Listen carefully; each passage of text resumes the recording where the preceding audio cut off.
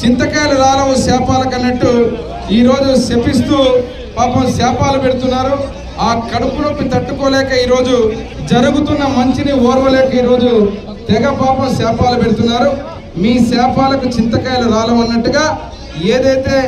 ఈ ఆడబిడ్డలు ప్రజల ఆశీర్వాదం ఉన్నంత వరకు, ఏదైతే వయస్సు గురించి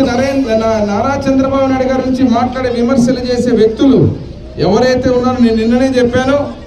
నిలబడి వంగి కొబ్బరికాయ కొట్టినటువంటి వాళ్ళు కూడా ఈరోజు చంద్రబాబు నాయుడు గారి గురించి వయసు గురించి మాట్లాడుతున్నారు. వారందరికీ బుద్ధి వచ్చేలా ఆ భగవంతుడు ఇక్కడ ఉన్నటువంటి ఆడబిడ్డలందరూ వాళ్ళ క్షేత్రాలకు పోయి, అదే రకంగా మైనారిటీ మహిళలు ఎవరైతే ఉన్నారో వాళ్ళు ఈద్గాలకు దర్గాలకు పోయి, అదే రకంగా ఎస్సీ ఎస్టీ మైనారిటీలతో పాటు ఉన్నటువంటి చాలా మంది ఈ యొక్క